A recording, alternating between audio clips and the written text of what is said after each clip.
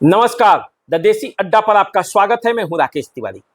देखिए, रोज की तरह हम आपके सामने हाजिर हैं और आज फिर हमारे साथ हैं प्रमोद रंजन जी। वरीय पत्रकार हैं और राजनीति पर गहरी समझ रखते हैं।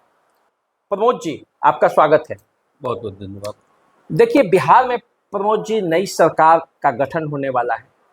जो कैबिनेट मौजूदा है उसमें बिहार के सारण प्रमंडल को प्रतिनिधित्व तो उतना नहीं मिला जितना लोगों को उम्मीद थी। इस बार सारण प्रमंडल के 24 विधानसभा सीटों में से कई सीटों पर वरिष्ठ नेता जीते हुए हैं। कई बार लगातार वो जीतते रहे हैं। कुल मिलाकर देखा जाए तो सारण प्रमंडल से दो बड़े चेहरे बिहार सरकार में मौजूदा समय में मंत्री हैं। सीवान के विधायक मंगल पांडे जी स्वास्थ्य मंत्री हैं और भोरे के विधायक सुनील कुमार जी शिक्षा मंत्री हैं। कहने का मतलब ये है कि सारण प्रमंडल में हेल्थ और शिक्षा सारण के हवाले है पूरे बिहार का। और इस मंत्रिमंडल में क्या संभावनाएं हैं, क्योंकि पिछले मंत्रिमंडल में सारण से कोई मंत्री नहीं बना था जबकि वहां 10 विधायक हैं। सीवान और गोपालगंज से एक एक मंत्री बना था। इस बार क्या संभावनाएं हैं, इसी पर हम लोग चर्चा करेंगे। आज हमारे दर्शक इस बात का इंतजार कर रहे हैं कि प्रमोद जी आए और बताएं कि सारण के विधायकों के लिए क्या संभावना है। देखिए, सबसे बड़ी बात है कि जहाँ तक मंत्रिमंडल में शामिल होने की बात है, मंगल पांडे जी काफ़ी वरिष्ठ नेता हैं भारतीय जनता पार्टी के, और पहले से भी वो मंत्रिमंडल में नीतीश कुमार लगातार रहे हैं। इसलिए रहे कि उनका अपना परफॉर्मेंस भी बहुत बढ़िया रहता है, इसलिए उनको लगातार मंत्रिमंडल में स्थान मिलता है और भाजपा के एक वरिष्ठ नेता भी हैं। सुनील कुमार जी की जो बात हो रही है कि भोरे से शिक्षा मंत्री हैं, वो उन्होंने आईपीएस की अपनी नौकरी छोड़कर प्रशासनिक सेवा से निकलकर और राजनीति ज्वाइन किया था, और हमको लगता है कि मुख्यमंत्री नीतीश कुमार को काफी करीबी पसंदीदा चेहरा है, इसलिए कि शिक्षा जैसा महत्वपूर्ण विभाग उनके जिम्मे रहता है और उसको भी काफ़ी दिनों से देख रहे हैं।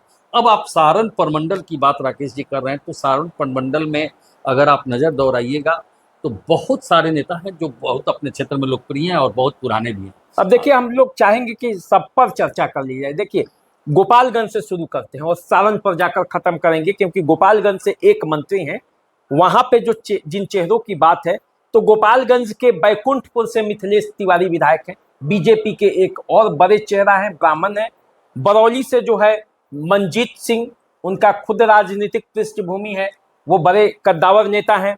इसके बाद आप गोपालगंज से जो सुभाष कुमार है, वो तो पहली बार हालांकि सुभाष सिंह जीते हैं।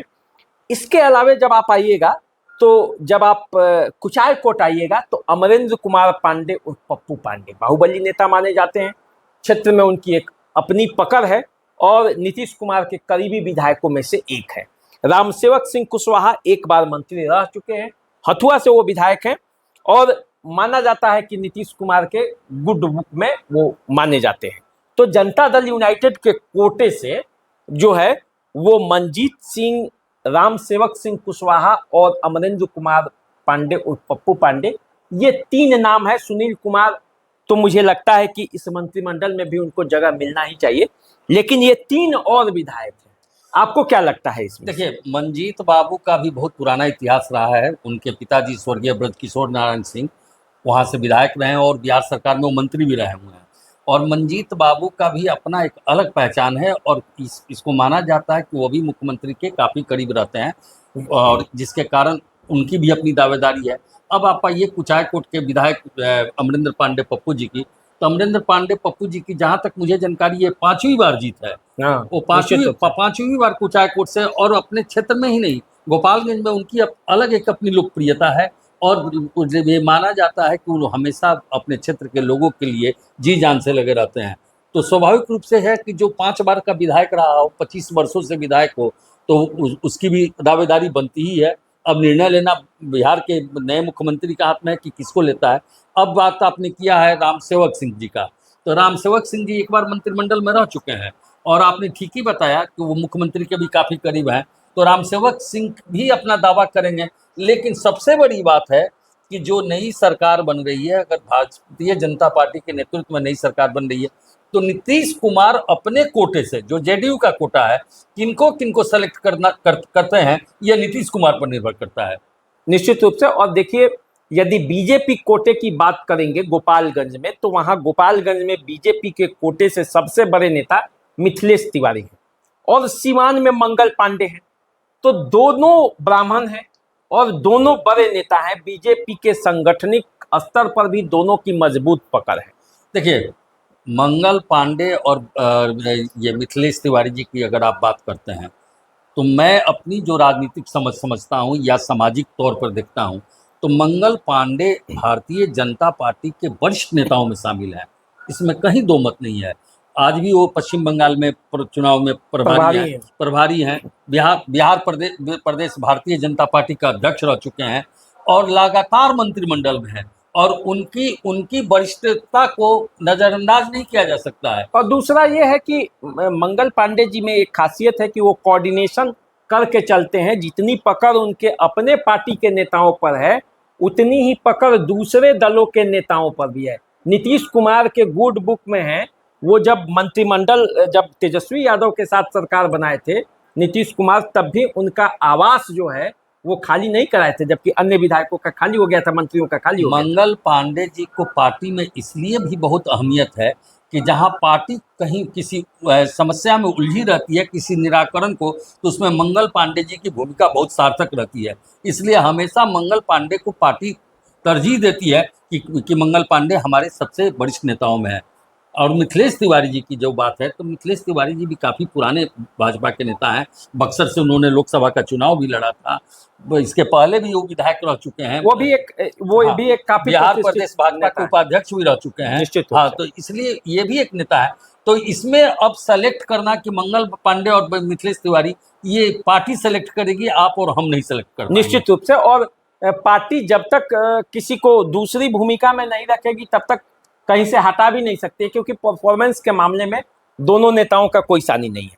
अब देखिए, यदि हम सीवान जिले के विधायकों के नामों पर चर्चा करते हैं, तो मंगल पांडे हो गए, महाराजगंज से हेमनारायण शाह हो गए, व्यासदेव सिंह हो गए दरौदा से, देवेश कांत सिंह गोरियाकोठी से बीजेपी के विधायक हैं, इंद्रदेव पटेल जो हैं वो बरहरिया से वो जीते हैं, और विष्णुदेव पासवान दरौली से विधायक है, और भीष्म प्रताप सिंह कुशवाहा ये जीरादेई से विधायक है।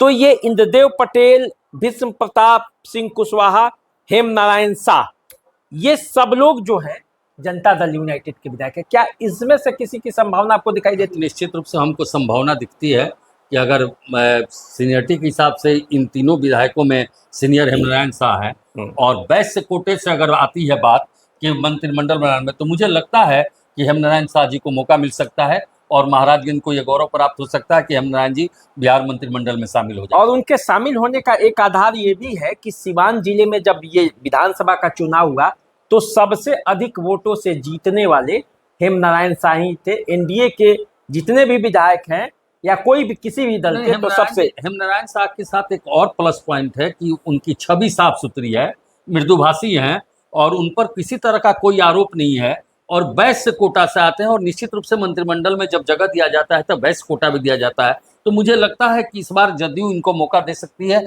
और ये बिहार सरकार के मंत्रिमंडल में शामिल हो सकते हैं। और बीजेपी के जो विधायक है मंगल पांडे, देवेश कांत सिंह और व्यासदेव सिंह, है ना, तो इसमें से तो एक कोटा जो है वो पहले से ही तय है, ले लिया। तो यहाँ संभावना हमको कम दिखता है। निश्चित रूप से।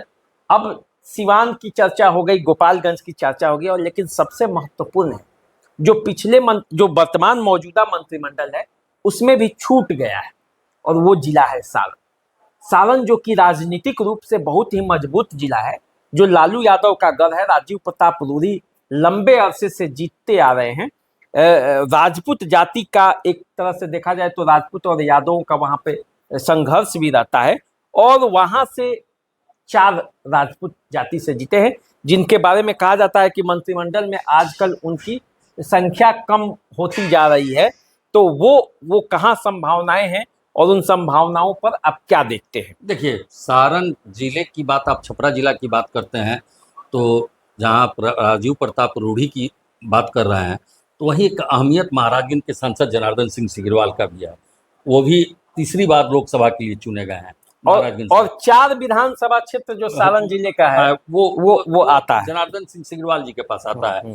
तो सबसे बड़ी बात है कि आप उसमें चलिए, तो जदयू का कितने विधायक आपने बताया वहाँ? और इन दोनों सांसदों के अलावे एक नाम और है, वो नाम है प्रभुनाथ सिंह का। भले वो राजनीति में अभी जीते नहीं है, जेल के अंदर हैं, लेकिन राजनीति में उनकी पकड़ है और उनके जानने वाले, उनके घर के 2 विधायक और एक उनके संबंधित 3 विधायक सारण से सिर्फ वहां से आते हैं। देखिए, प्रभुनाथ बाबू का एक अपना अलग छवि रहा है, और प्रभुनाथ बाबू भी महाराजगंज से कई बार सांसद रहे हैं, मशरक से विधायक 4 बार सांसद हाँ, रहे। मशरक से विधायक भी रहे हैं, और आज भी उनको चाहने वाले लोगों की कमी नहीं है।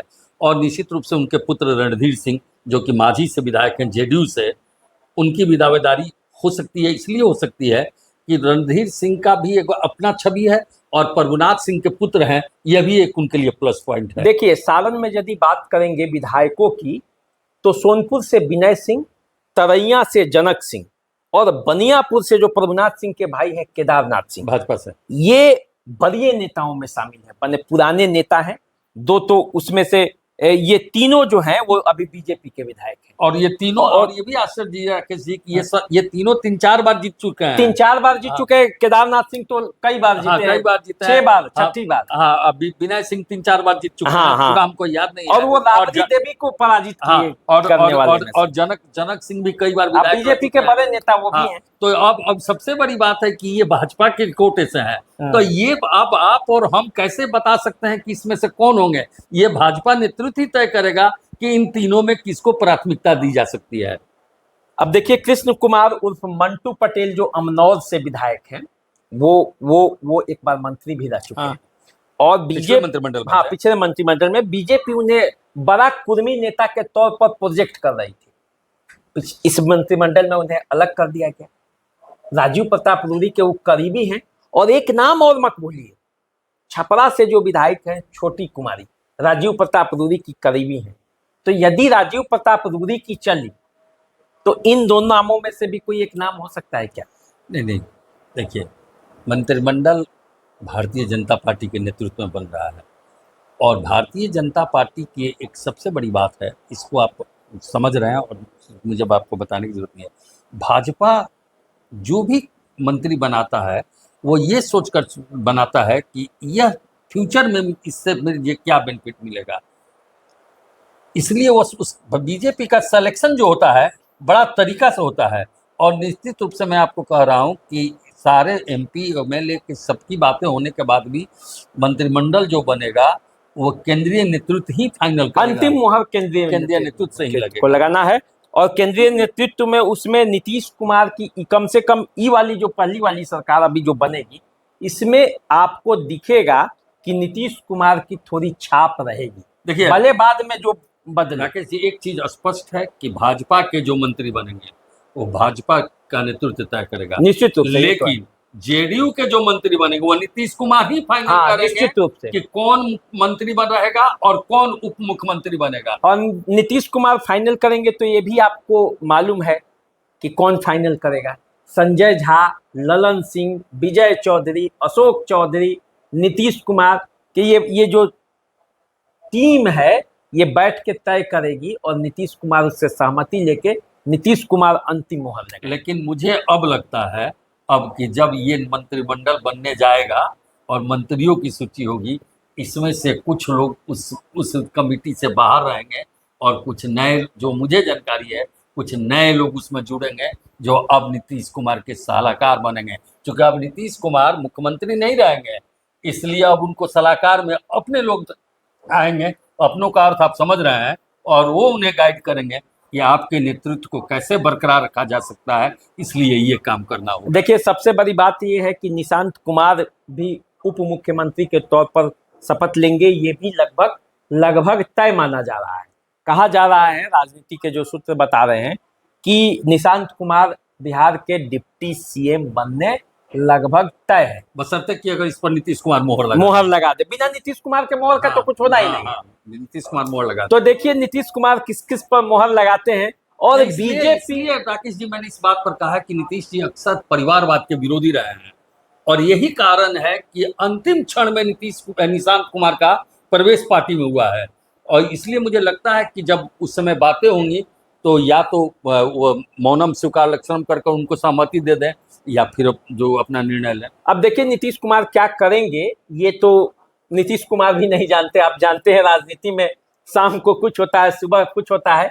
ये अलग बात है कि थोड़ा समय बदल चुका है, इसलिए नीतीश कुमार के मिजाज कितना बदला है समय के साथ ये देखना होगा। और ये तब देखेंगे जब 15 तारीख को लगभग जो कही जा रही है कि सरकार नई बनेगी, उसके बाद मंत्रिमंडल का क्या स्वरूप होता है, सारण प्रमंडल के 3 जिलों में किन किन मंत्रियों को, किन किन विधायकों को मंत्री में शामिल किया जाता है, या कोई विधान परिषद कोटे के ही लोगों को बना दिया जाता है, कुछ नहीं कहा जा सकता।